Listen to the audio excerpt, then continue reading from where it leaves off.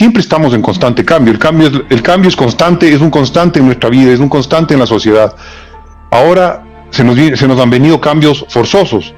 De un día para el otro, todos, o en su gran mayoría, nos tuvimos que confinar y aprender a trabajar y a comunicarnos y a interactuar como lo estamos haciendo ahora.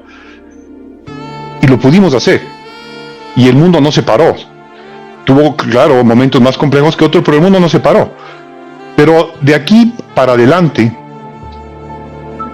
mucha gente habla, el mundo va a ser diferente, la pandemia nos cambió y debemos sacar lo mejor de esto.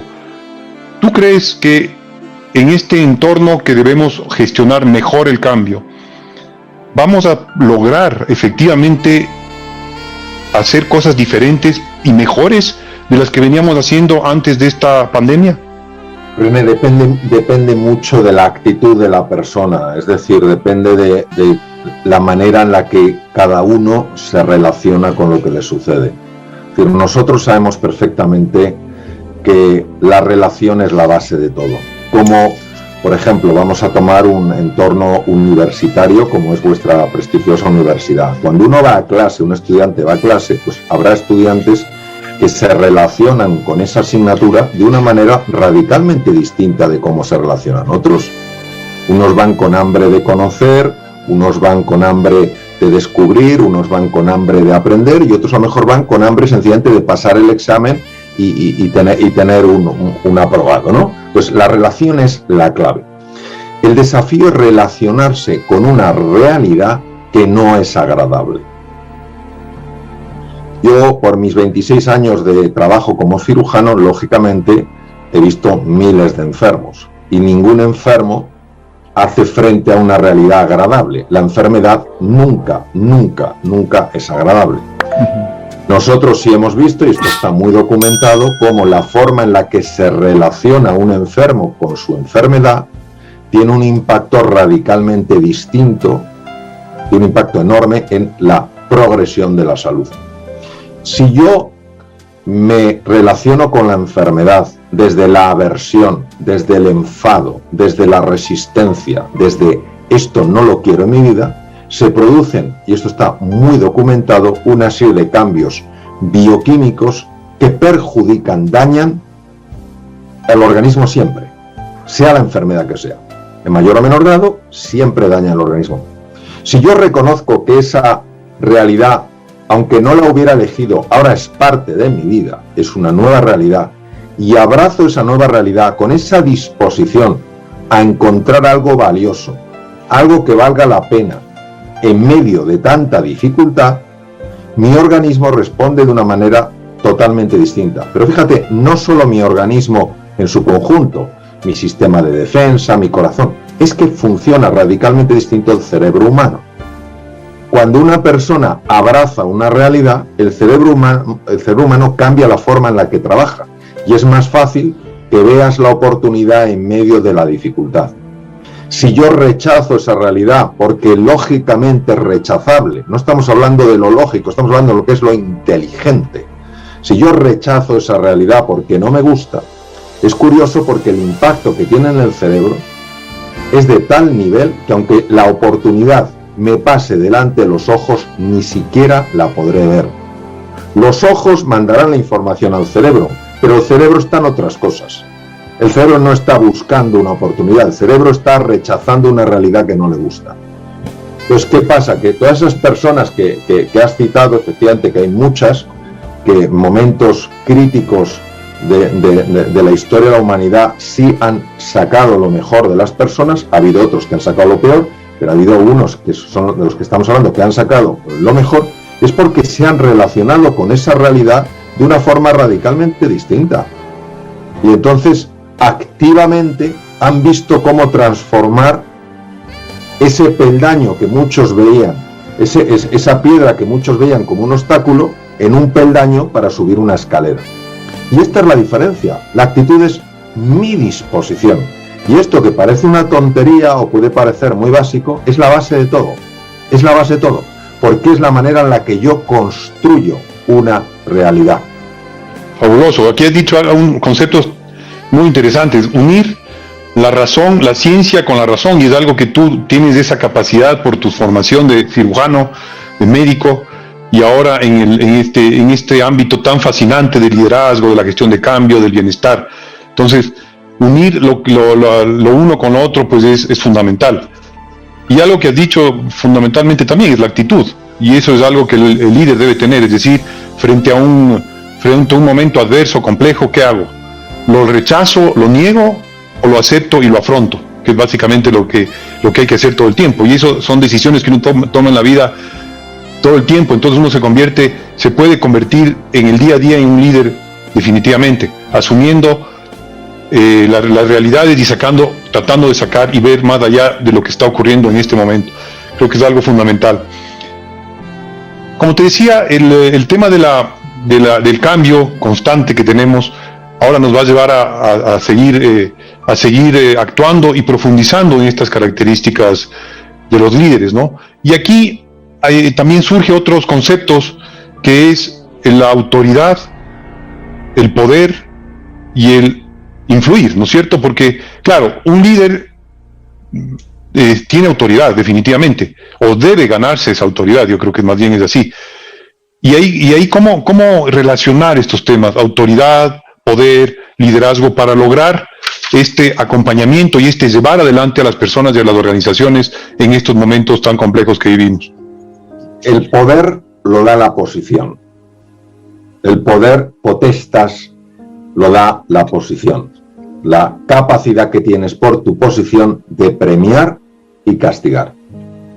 Un padre, una madre, una familia tienen poder. Tú, como director general, tienes poder. Ocupas un puesto muy relevante en la universidad. Tienes poder. Pum, pum. La autoridad no la da el cargo. La autoridad la dan las personas. La dan las personas cuando tú te conviertes en una referencia. Esta es la primera distinción. Entonces, cuando la gente te sigue por poder, te sigue por miedo. Cuando la gente te sigue por autoridad, te siguen porque quieren seguirte. Ese es el primer tema. Entonces, quien tiene poder y no tiene autoridad, manda, pero no es capaz de influir si no tuviera ese cargo. Quien tiene esa autoridad, aunque no tenga cargo, puede influir porque se ha convertido en una referencia. Entonces, no tenemos que confundir lo que es la posición con lo que es la naturaleza esencial del liderazgo. ¿Cuál es el ideal? El ideal es que una persona que tiene poder también tenga autoridad. ¿Por qué? Porque entonces los cambios se implementan mucho más rápidamente. Lógicamente. Si el presidente de una empresa tiene poder y tiene autoridad y dice, señores, hay que ir por ahí, eso baja a toda velocidad. Si el presidente de una empresa tiene poder y no tiene autoridad, y el jefe de un departamento tiene poder y tiene autoridad, ese departamento irá muy bien. Ahora tardará mucho más en extenderse esa influencia positiva, ese impacto por el resto de la empresa.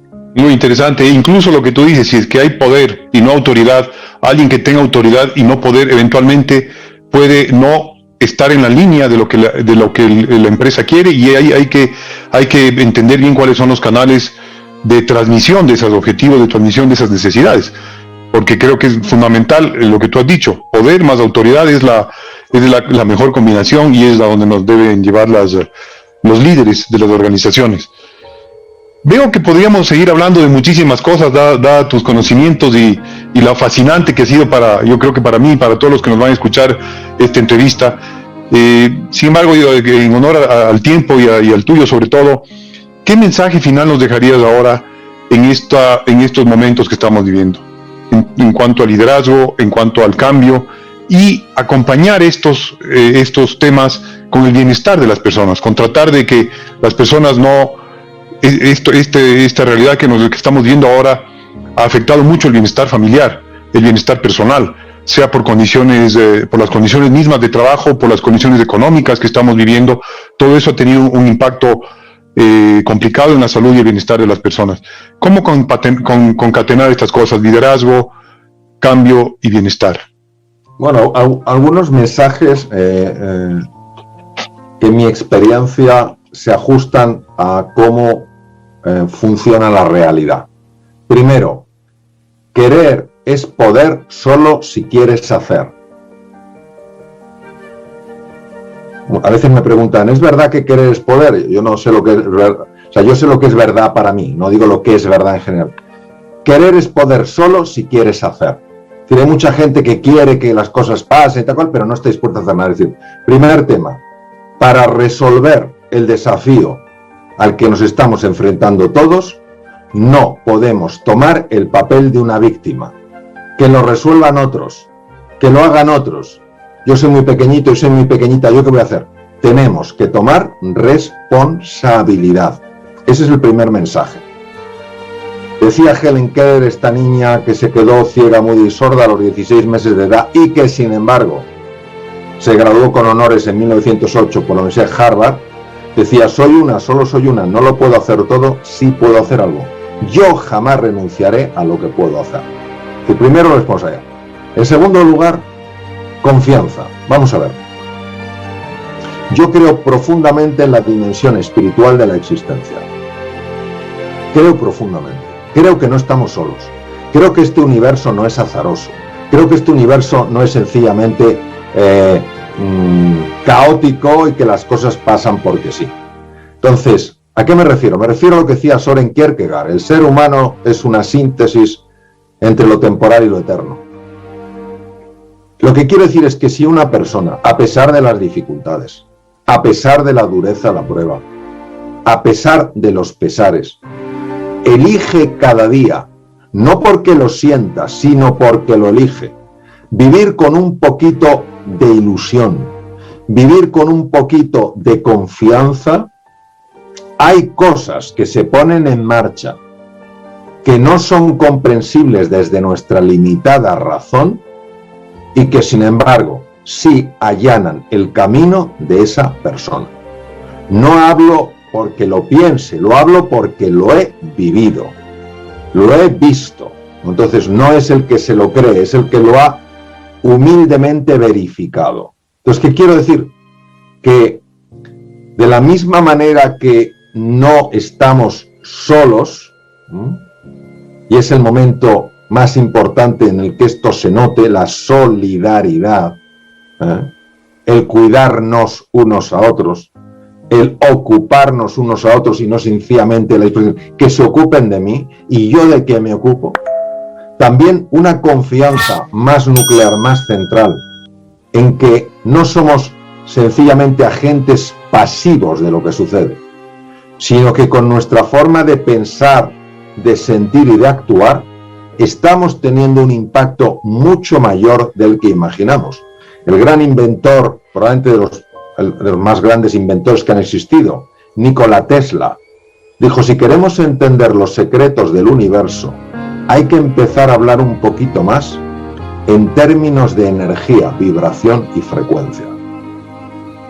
Cuando una persona activa esa ilusión, porque se siente un poco, al menos, protagonista de lo que le sucede, eso no se queda dentro de la persona, eso sale fuera de la persona y se manifiesta de múltiples maneras verdaderamente sorprendentes, que llevan no solo a esta sorpresa, a este asombro, sino a una profunda gratitud.